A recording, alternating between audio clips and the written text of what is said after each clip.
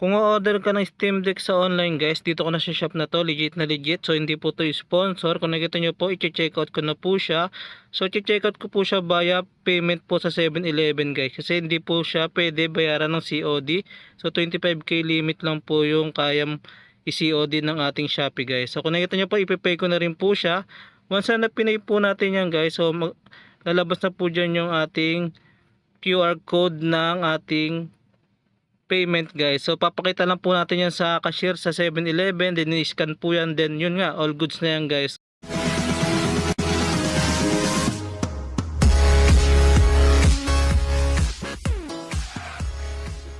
So ayun nga, ito po yung ating Steam Deck. So kung nakikita nyo po, nakabox po siya. So mukhang wala naman po kumuha nito. So mukhang nakasil naman.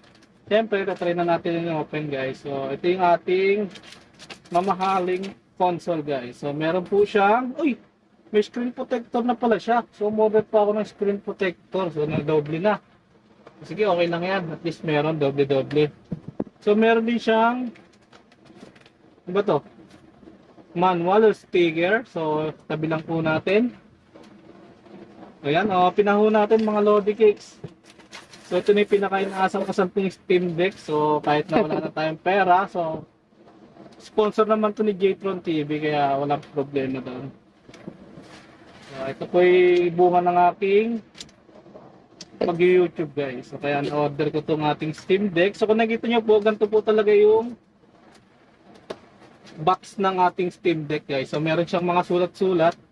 So i-open up po natin guys. So, ito po yung ating Steam Deck. Napakaangas po.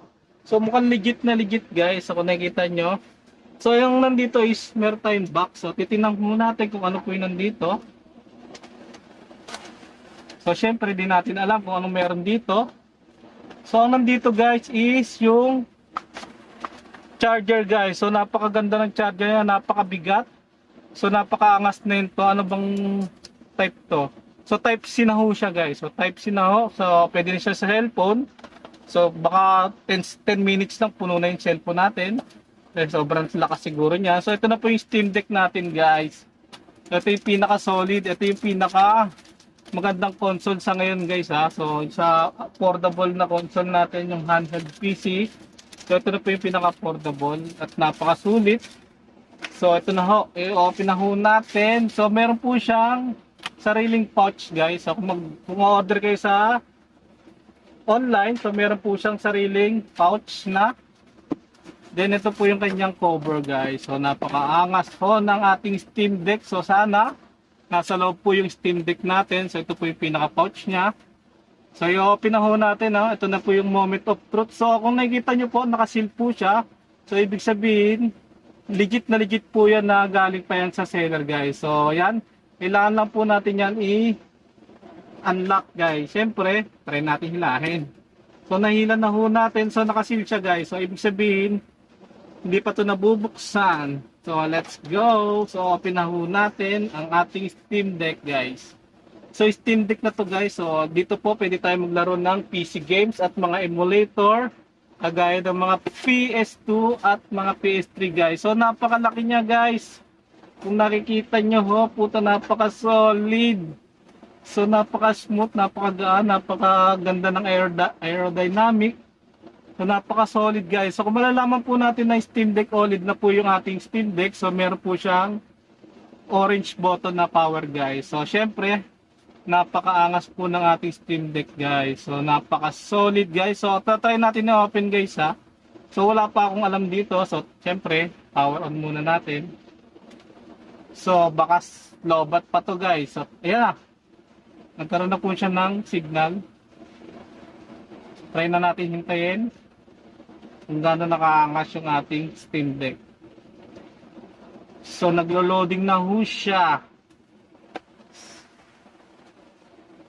So yan guys, ito yung ating joystick. Then ito yung ating mouse. Ayan na pads. Ito yung ating mga button key. So hindi ko pa siya kabisado. So type C ho siya. Meron siyang labasan ng ano to, exhaust fan. Just 3.5 mm na air jack. Ito yung ating volume guys. So di ko pa siya kabisado, pero ito yung ating na-unboxing sa ating Steam Deck guys. So napaka-solid, napaka-legit po yung ating seller sa Shopee. So kung gusto niyo umorder, so ilalagay ko na rin po yung link diyan sa ating comment section guys. Para doon na rin kayo umorder, legit na legit naman po siya. Kung nakikita niyo po, napaka-solid po ng ating Steam Deck OLED guys. So yan, syempre napaka-solid niyan. So open natin, napaka-angas guys. So isi-set up ko na ho siya. So another video na ho yun. So ayun lamang guys. So once again, this is your J-Tron TV.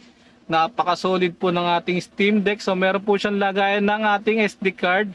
So kaya kung sakali mang magdadagdag kayo ng storage, so dito po yung lagay ng SD card. So ito po is 512 GB of storage guys. So kaya napakalakas na rin po yun. Napakataas na rin yun.